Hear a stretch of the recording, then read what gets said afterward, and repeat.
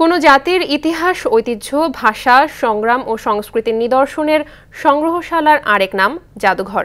কালের ধারাবাহিকতায় দেশ বিদেশে অনেক জাদুঘর প্রতিষ্ঠিত হলেও জাতির শ্রমজীবী মানুষের জীবন জীবিকার ইতিহাস, ঐতিহ্য ও সংগ্রামের গুরুত্বপূর্ণ নিদর্শন স্থান পায়নি এসব জাদুঘরে। তাই খেটে খাওয়া সাধারণ মানুষের জীবন জীবিকা, সংগ্রামের ইতিহাস ও নিদর্শন সংরক্ষণ করা হয়েছে ঠাকুরগাঁওয়ের লোকায়ন জীবন বৈচিত্র্য জাদুঘরে। ঠাকুরগাঁও থেকে সোহেল পারভেজের তথ্যচিত্রে জানাচ্ছেন নাতিরা সুলতানা।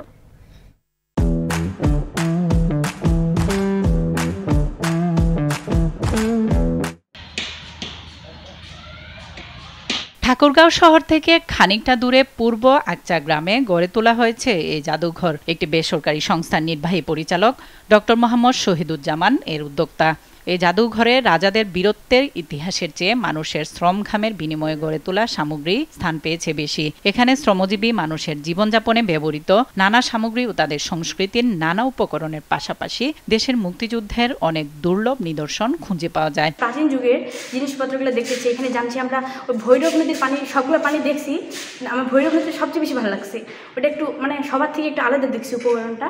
লোকায়নের যাত্রা শুরু হয় 2006 সালে তৃণমূল লুকোজ গ্যালারি স্থাপনের মধ্য দিয়ে। এ গ্যালারিতে কৃষক, খামারি, কুমার, কামার, জেলে, তাঁতি, দিনমজুর, খেটে খাওয়া মানুষের ব্যবহার্য সবকিছুর দেখা মিলবে। বলতে গেলে পুরো দেশের শ্রমজীবী মানুষের জীবনযাত্রাই তুলে ধরার চেষ্টা রয়েছে জাদুঘরটিতে। এখানে গড়ে তোলা হয়েছে মুক্তিযুদ্ধ গ্যালারি, নদী গ্যালারি। ভিতরে আপনার 64 জেলা বৌদ্ধভূমির মাটি মজুত করা আছে, সেটা দেখলাম।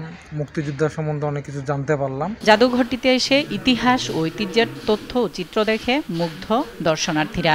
ঠাকুরগাঁও লোকায়নে আসে আমি ইতিহাস, যুদ্ধের বিভিন্ন ধরনের বধ্যভূমি দেখলাম, যেমন বগুড়া, সিলেট, ঠাকুরগাঁও সদর। এছাড়া মানুষের জীবন জীবিকার সঙ্গে সম্পর্কিত বর্ষামঙ্গল, নবান্ন, পিঠা উৎসবের মতো নানা উৎসব এখানে উদযাপন করা হয় নিয়মিত। সেসব উৎসবে স্থানীয় লোকনাট্য, কবিগান, গীত, আদিবাসী গান নাচ পরিবেশন করা হয়। মুক্তিযুদ্ধদের অনেক কিছু দেখা পাইলাম। তারপর লোকায়ন জাদুঘরে আসে দেখা পেলাম বাংলাদেশের অনেক জায়গার মাটি, যেমন বগুড়া জেলার বর্ণভূমি মাটি। অসাম্প্রদায়িক বাংলাদেশ বিনির্মাণের চেতনা তরুণ প্রজন্মের মাঝে ছড়িয়ে দিতে বদ্ধপরিকর বলে জানান জাদুঘরের উদ্যোক্তা। পারস্পরিক ভেদাভেদ মুক্ত অসাম্প্রদায়িক বাংলাদেশ বিনির্মাণের চেতনায় প্রতিষ্ঠিত।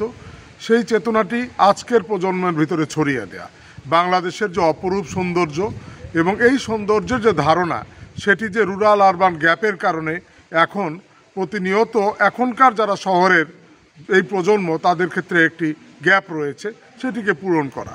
এজন্য এখানে গ্যালারিগুলো রয়েছে। বাংলাদেশের সব নদ নদীর জল এখানে যেমন রয়েছে, সমতলের প্রান্তিক জনগোষ্ঠীর আদিবাসীদের বিভিন্ন উপকরণ রয়েছে, আমাদের সমতলের সব মানুষের নানা ধরনের উপকরণ, কামার, কুমার, জেলে, তাঁতি, কৃষক, তাদের উপকরণ রয়েছে। সংগ্রামী সব মানুষের জীবনগাথা চিরজাগ্রত রাখতে লোকায়নের এই প্রচেষ্টা। নাতিরা সুলতানা, RTV।